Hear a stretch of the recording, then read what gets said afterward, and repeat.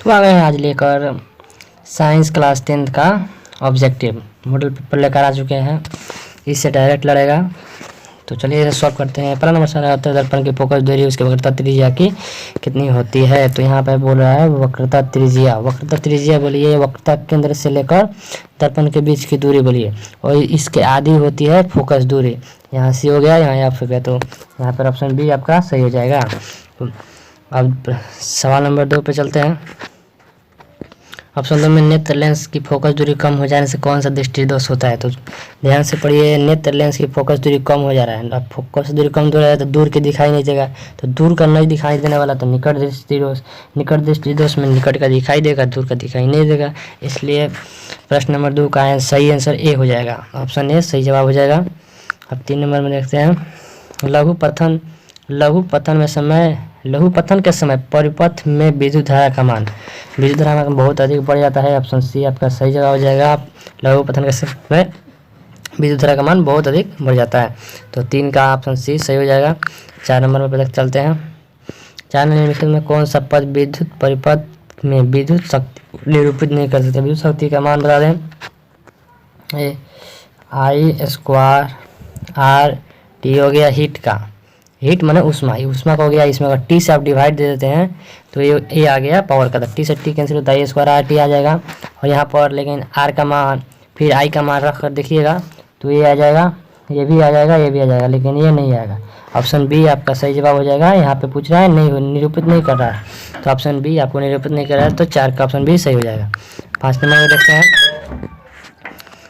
अभिनेत्र lens focus दूरी में परिवर्तित किया जाता है। तो नेत्र में मतलब हमारी आंख में लेंस को अप डाउन कौन करता है, तो पक्षाम्बी मांसपेशिया द्वारा। ऑप्शन सी पक्षाम्बी मांसपेशिया द्वारा।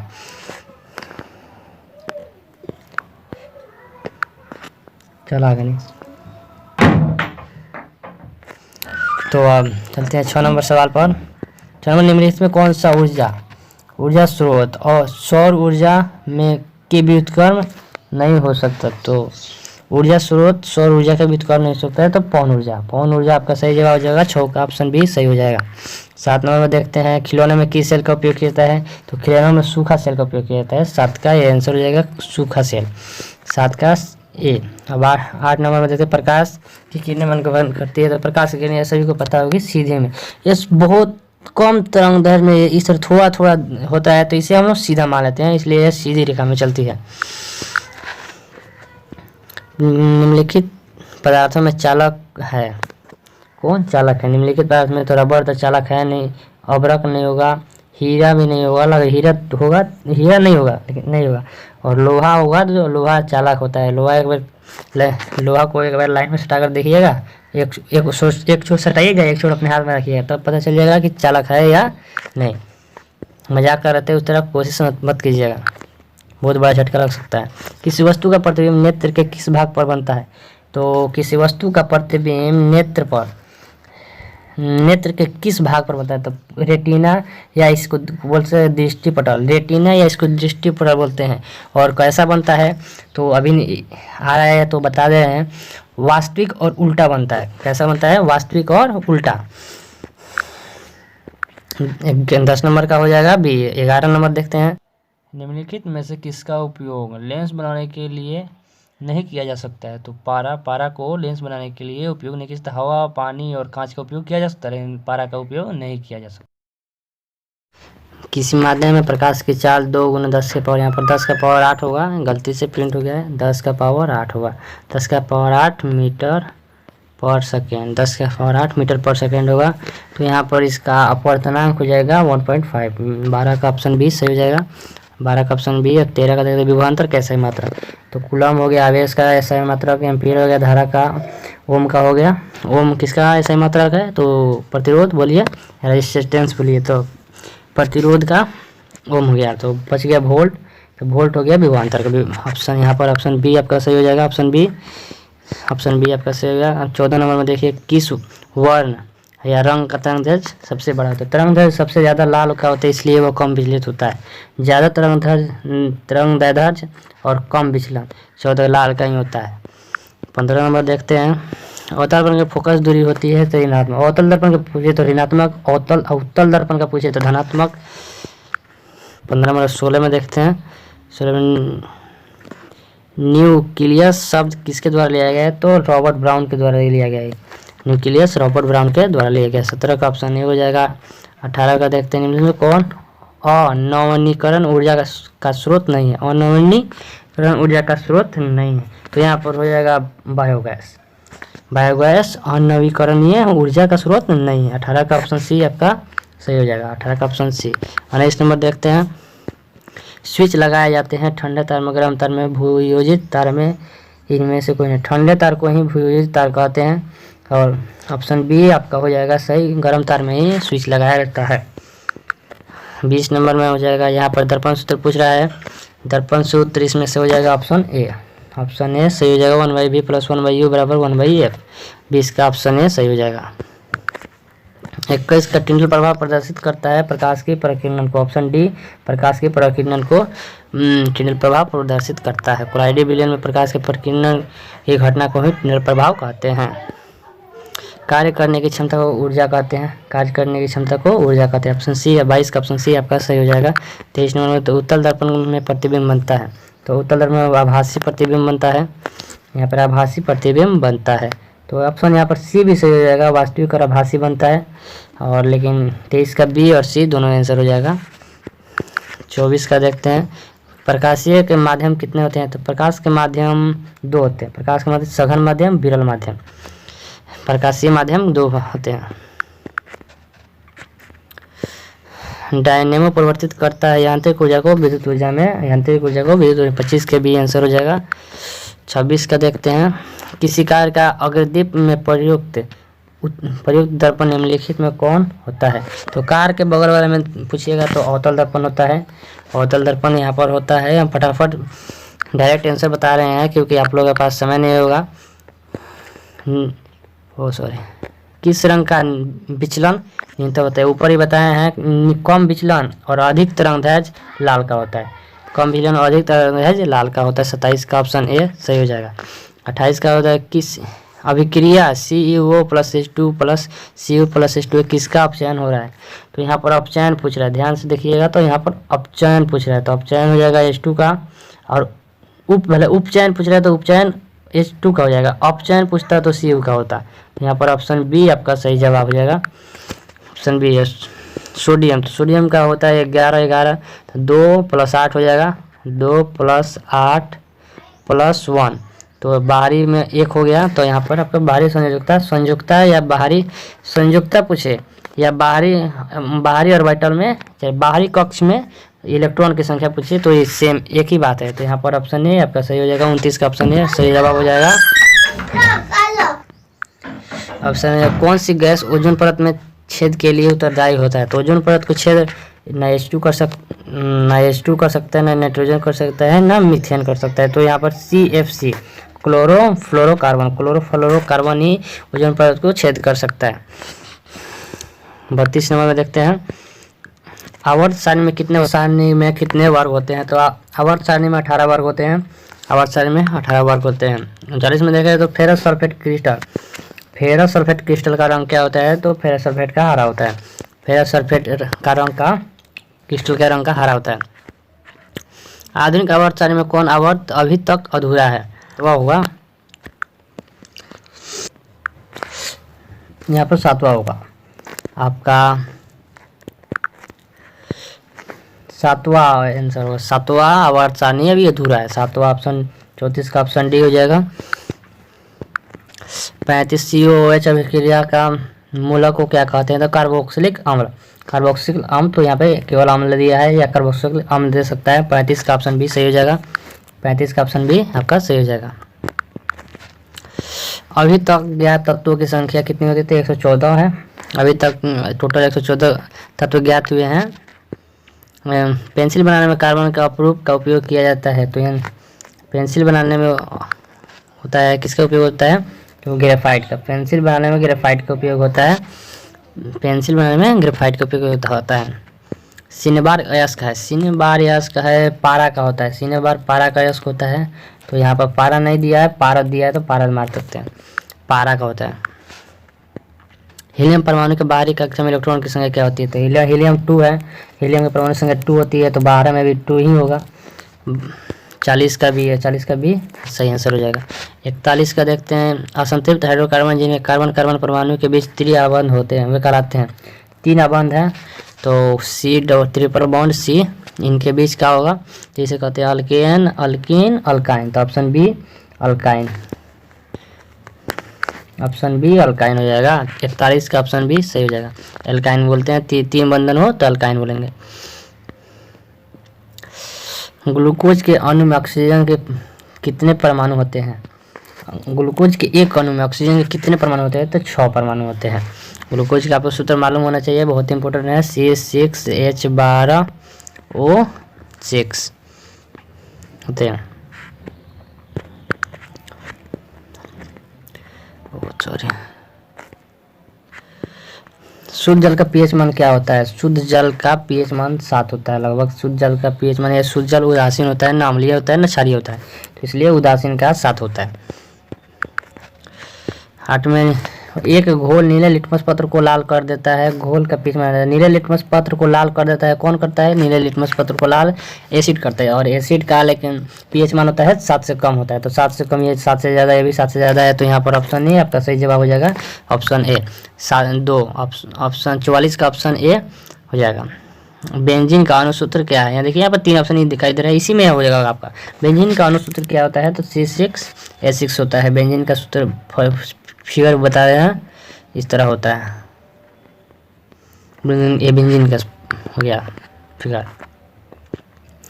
एथिल एल्कोहल का आइपो का नाम क्या है? तो एथिल एल्कोहल का आइपो का नाम पड़ा जाता है, इसे एथेनॉल कह सकते हैं, एथेनॉल के।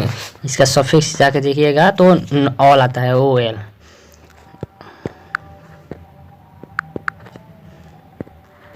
CnH2n निम्नलिखित में किसका सामान्य सूत्र है? तो अल्केन +2 होता है, अल्कीन सेम इसी तरह का होता है, अल्कीन, और अल्काइन में -2 होता है, तो यह किसका हो जाएगा? अल्कीन का हो जाएगा।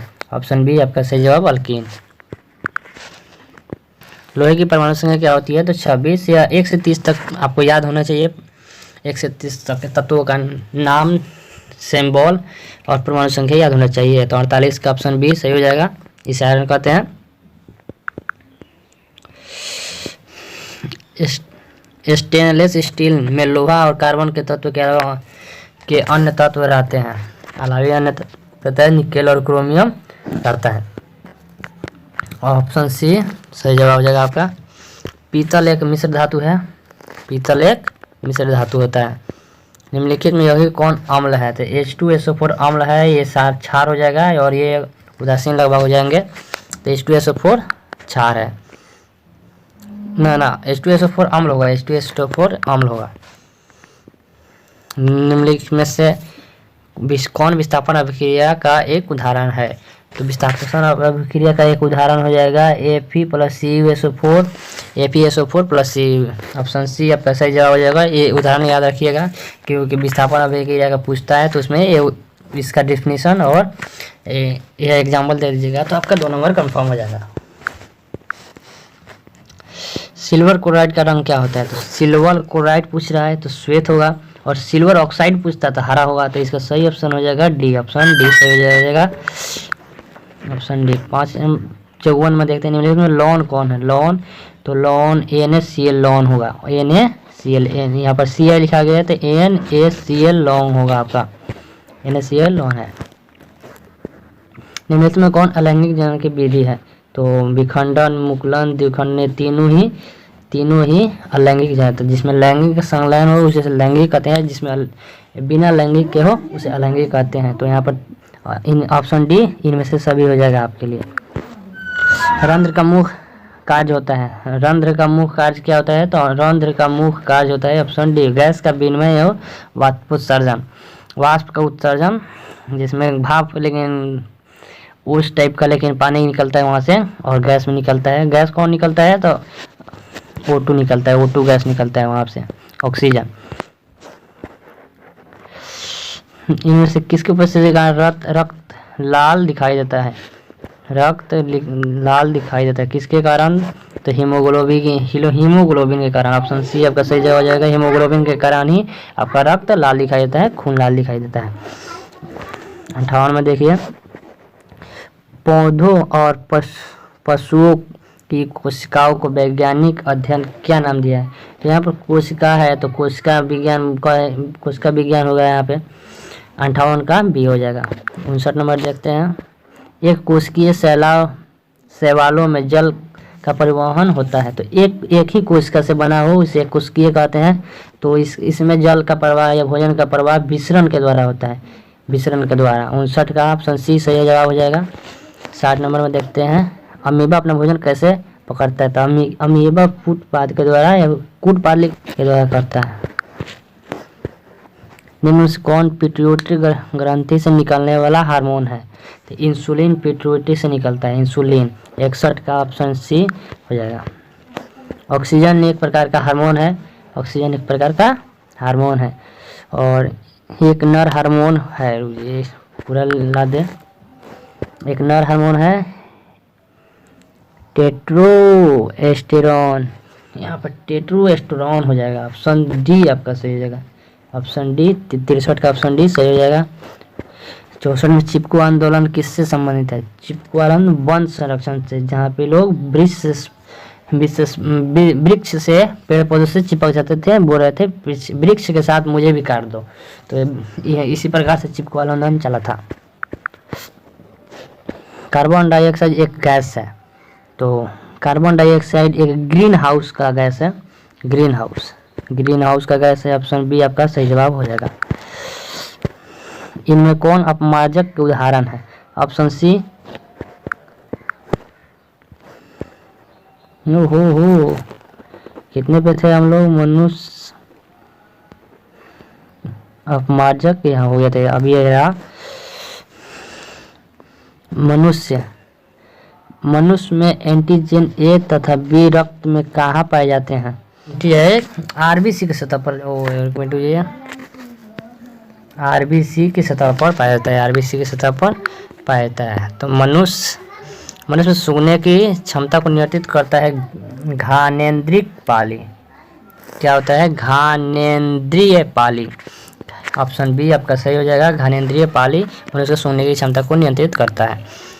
69 में देखिएगा तो निम्नलिखित मनुष्य के आहार नाल के में अवशेषी अंग होता है। अवशेषी मतलब इसका कोई उपयोग नहीं है। तो अपेंडिक्स का इसमें कोई भी ज़रूरत नहीं है मनुष्य के आहार नाल में।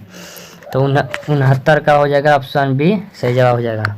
70 में देखते हैं, कौन सी गैस वैश्विक ऊष्मन के लिए उत्तरदायी है? वैश्विक उत्सर्जन। तो यहाँ पे इसका हो जाएगा सही ऑप्शन हो जाएगा ऑप्शन ए कार्बन डाइऑक्साइड वैश्विक ऊष्मन के लिए उत्तरदायी होता है।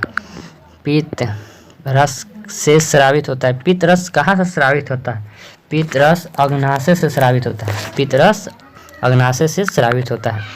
कौन सा विलक्षण वंशागत नहीं होता है? तो वंशागत जो वंश के द्वारा फैलता है, तो वंशागत चमड़ी का रंग भी फैलता है, आँख का रंग भी फैलता है, शरीर का आकार भी फैलता है, बाल की प्रकृति नहीं फैलती है। वंशागत ऑप्शन डी हो जाएगा। बाल की प्रकृति 72 का डी। 73 किस जीव में हीमोग्लोबिन नहीं होता है? तो मनुष्य मक्खी में नहीं होता। मक्खी में ज़्यादा खून ही कहाँ होता है कि उसमें हीमोग्लोबिन पाया जाएगा।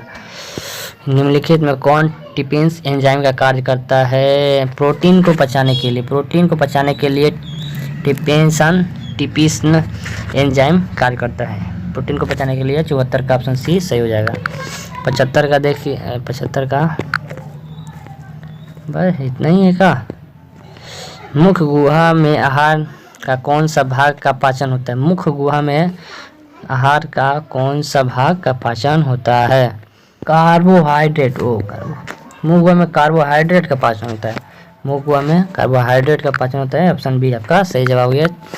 तो अब चलते हैं दूसरा पीडीएफ 75 से आगे वाला। 75 से आगे 76 हो गया। फूल में नर प्रजनन अंग होता है पुंकेश अंगार। पुंकेसर होगा। ऑप्शन ए हो जाएगा। ऑप्शन ए आपका सही जवाब होगा। निम्नलिखित में किसके द्विखंडन नहीं होता है? निम्नलिखित में किसका द्विखंडन नहीं होता? द्विखंडन ईस्ट में द्विखंडन नहीं होता है। एक मिनट, ईस्ट में द्विखंडन नहीं होता है। अब 77 का ऑप्शन बी हो जाएगा, 77 का ऑप्शन बी सही हो जाएगा। 78 में देखते हैं, पारिस्थितिक तंत्र में ऊर्जा का स्रोत होता है। पारिस्थितिक तंत्र में सूर्य का प्रकाश ऊर्जा का स्रोत होता है। सूर्य का प्रकाश ऊर्जा का स्रोत होता है। मानव मस्तिष्क की औसत भार क्या होती है? तो इस तरह हम बोलते हैं ना 1.5 kg, लेकिन 1.4 kg इसका करेक्ट मान होता है, 1.4 kg। ऑप्शन सी आपका सही जवाब हो जाएगा। 80 में देखते हैं, हरे पौधे कहलाते हैं, हरे पौधे उत्पादक कहलाते हैं, उसे खाने वाले उपभोक्ता कहलाते हैं। तो यहाँ पर सही ऑप्शन 80 का सही ऑप्शन ए हो जाएगा। 80 का सही ऑप्शन ए हो जाएगा। इसी तरह हमारा 80 क्वेश्चन कंप्लीट हुआ।